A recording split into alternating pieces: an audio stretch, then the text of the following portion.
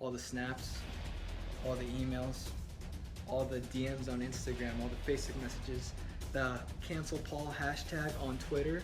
They even took Paulina hostage, you know, until we released the cooking video. Y'all wanted the cooking video? Here's the cooking video.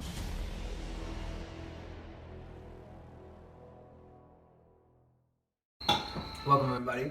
We're here with the LSL gang. You already know, gang. We're here to cook for y'all today. You guys have been asking so much about how Chef Merari here can cook. Hashtag Chef Merari. So we're about to cook for you today, and I'm hoping you enjoy it. Let's go. We're gonna have the pupusas. The pupusas, we're gonna be using some oil, some adobo, the masa. I got mozzarella cheese, whatever cheese you want, all you. I'm putting chicken in it. Traditionally, you put chorizos in them, but you know, just for today, we wanted chicken, alright? For boy Max. Yeah. And then we're gonna make the little salsa de tomate at the end, which is gonna be using tomatoes, garlic, and some onions. This is called the repollo. The repollo is mostly for the end of it. This is like a little topping. You guys will be able to. You guys can always just buy one, because I personally don't know how to make it. That's always important, because you know we're living in Corona times. You gotta wash. We have to wash everything. Okay. Here at the LSL house, we wash everything. You know. So today, guys, I'm gonna just cut this up into smaller pieces so I can put it into a blender and like puree it a little bit, because the chicken's gonna end up going inside the pupusas, and we need them to be like really thin. Alright, guys. I'm about to season the chicken. All right. I'm gonna put adobo in it.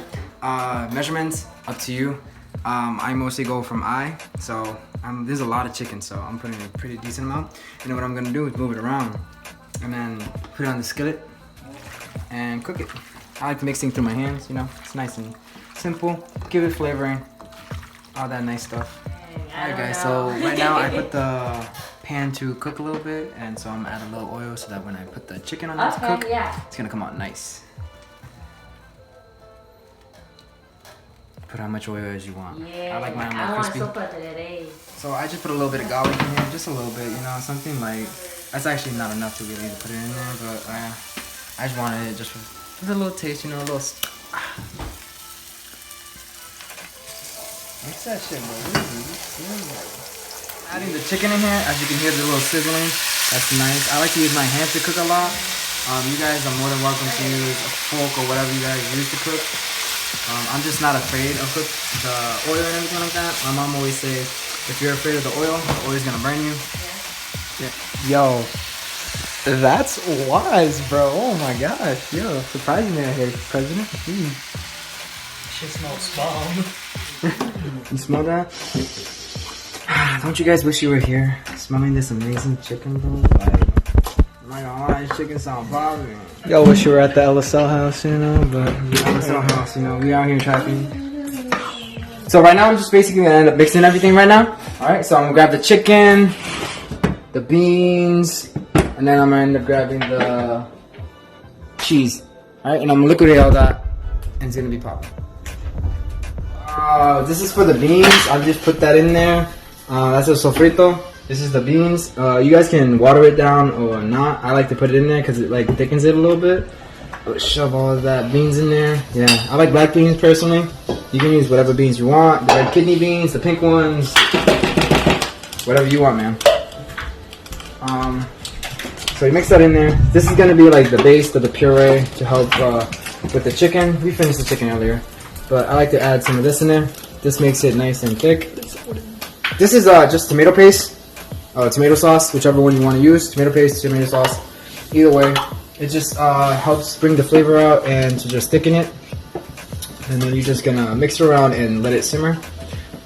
And then you're gonna put it in a blender with the chicken, and it's gonna puree, and you're gonna put it inside the pupusa. So I basically just put all in the blender right now. I'm about to add the cheese. This is what we really want right here. And then we're gonna basically use where all this pureed stuff in, and we're gonna shove it inside the pupusas. Alright. Right now we're just gonna end up blending it, okay? For I think there's too much in there. Yeah. The thicknesses and how thick this is.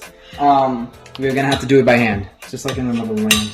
Alright, just like my mom would have done it. She would have gone. So some magic, beat it up. So I don't really know. So I'm just putting in masa right now. You can put it in as much as you want. You feel like someone might end up using. Masa. I'm gonna make the pupusas right now. It's gonna be masa, a little bit of oil, some water. You're gonna mix it together and then add a little bit of salt in it. All right. With that being said, and then after that, you're gonna let it sit, and it's gonna put a little plastic wrap over it, and you're gonna let it sit for a little bit until you're ready to use it again. Put it together. We're gonna put it into like balls and stuff like that, and then we're gonna end up putting it out like that, stuff like that, and we're gonna stuff it. All right. This is the tricky part, the hard part of all, right? So you're gonna grab your pupusa or the masa that you just made, and you're gonna wet your hands with this little concoction, the mixture. It's just basically water and oil. What it does, it helps you basically keep your hands moist so that you can foam it and basically have it not stick too much. You're gonna grab a big chunk and you're gonna, do a little thingy, make it go out a little bit. My mom does this way better, but today I'm doing it. See, like that. And you're gonna grab your little meat stuff. This is after it's all pureed. It's gonna be all sloppy, which is supposed to be like that. You're gonna grab it, put it inside of it like that. Put the rest down. And let's see, my hand's gonna be a little sloppy. You're gonna grab some more, and what you're gonna do is you're gonna slowly pinch that up. And it's supposed to be like that because I put a little bit too much chicken. But all you do is just slap that in there, and you pinch off whatever is the rest, like that. Throw that away. Everything inside is gonna be like the pupusa, right? Has cheese, all that. And then you mix it even more.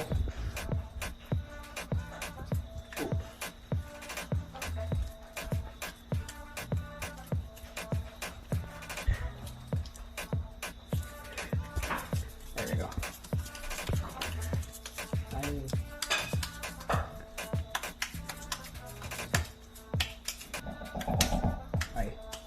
And there we go.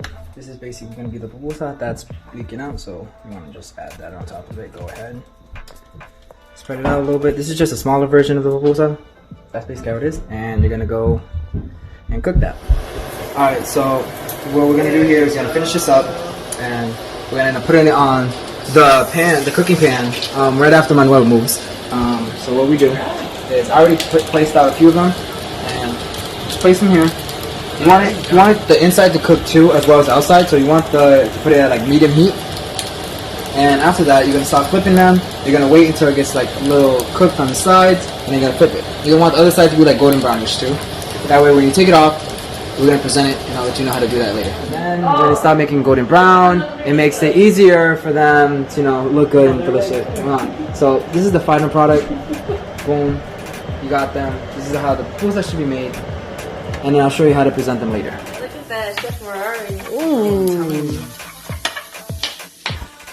Yeah, I'm telling you, I can cook, bro. Don't disrespect ever again, okay? So this is the last end look. This is how the pupusa should be made. Boom. What I typically do is grab a little of the repollo, and I like to put it on top of it because this is my favorite part. And then this is a little bit of the salsa.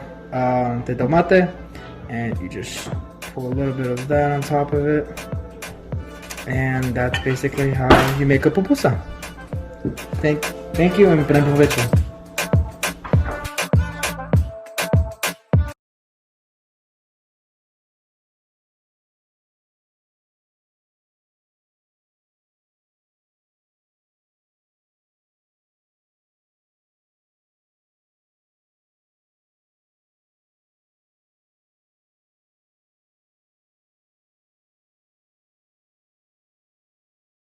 So today, guys, I'm gonna just cut this up into smaller pieces so I can put it into a blender and like puree it a little bit, because the chicken's gonna end up going inside the pupusas and we need them to be like really thin.